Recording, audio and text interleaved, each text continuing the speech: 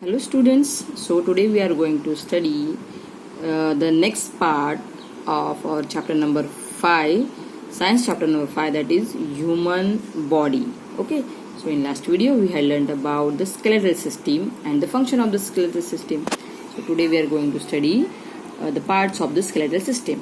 Okay, skull, backbone, spine, rib cage, limbs and the girdles are the main parts of the skeletal system. Okay, what are the main part of the skeletal system? The skull, backbone or spine, rib cage, limbs and the girdles are the main parts of the skeletal system.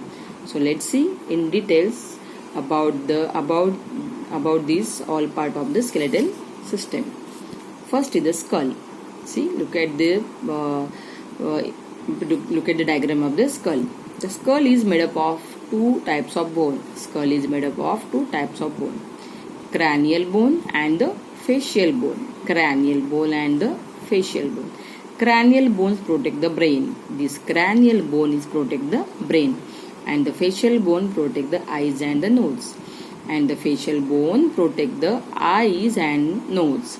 The skull is attached to the backbone, or skull is attached to the backbone. Okay, when you will touch to backside of your body, then they are having our backbone. So our skull is attached to our backbone. So next part is the backbone. The backbone or spine is made up of small bones called vertebrae. Okay, so our backbone or spine is made up of small bones, very small bones. It is called vertebrae, which are arranged one above the other to form a column called the vertebral column.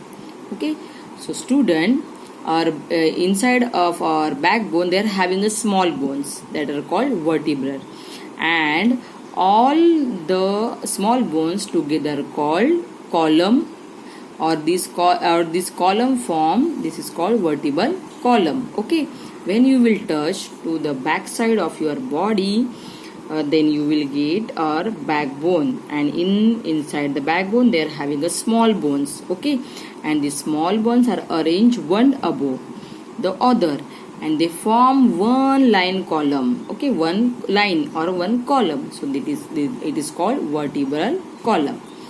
The arrangement of vertebrae allows our body to bend or twist in different direction, and because of this vertebral column or with this backbone, we can bend or twist our body in different directions. So because of this backbone that is in our backside of our body, or because of this vertebral column or the vertebrae, our backbone, because of this we can bend very easily and we can twist our body in a different direction. So student, look at this diagram. This is a vertebral column, and it is presented or it is located in our backside of our body. Okay, so it is called a vertebral column or a backbone.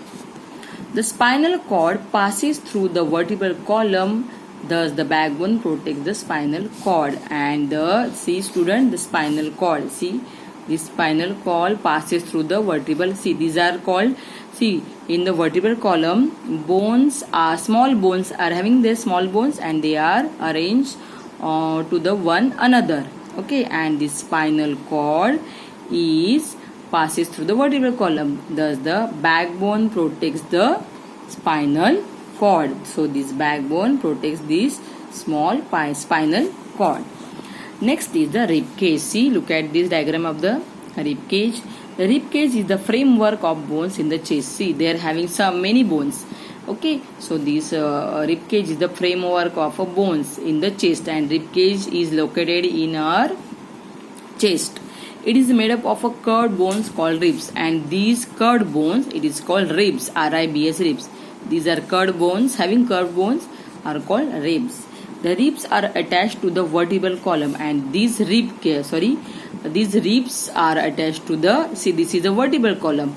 These ribs are attached to this vertebral column in the back, and the sternum in the front. So this vertebral, see, these ribs are attached to the vertebral column in the back side of our body, and attached to the sternum in the front side of our body. The rib cage protects our heart and lungs. Okay, so our heart and our lungs are located in this rib cage. Okay, so rib cage protect our heart and the lungs. So next part is the limbs. Our arms, limbs means our arms. Okay, and the arms, see, and the legs. Our arms and legs are called limbs. Our arms and legs are called limbs. We have one pair of upper limbs or arms and one pair of lower limbs or legs. Means see, we have one pair means we have two hands, and we have one pair of lower limbs means we have two legs. Okay, the upper limbs consist of arm, forearm, wrist, palm and the fingers.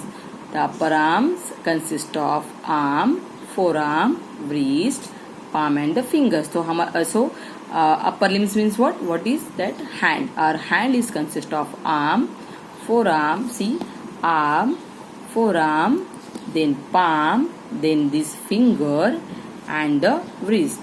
Humerus is the longest bone in the upper limb. Humerus is the longest bone in the upper limb. Then the lower limbs consist of leg, ankle, feet and toes. So in lower limb what is there? Our legs, then ankle, feet and the toes. Femur or thigh bone is the longest bone in the lower limbs and the body. Femur is the longest bone in the lower limbs. Okay, so student, this is about limbs and four limbs and upper limbs and the lower limbs. Next is the girdles. Okay, so girdles, there are two types of girdles in our body. See, girdles means girdle, these are the two types of girdle in our body. The arms are attached to the shoulder girdle and a pectoral girdle. See, this is our shoulder and these are the girdle. So these are arms. Our arm is attached to the shoulder girdle or a pectoral girdle.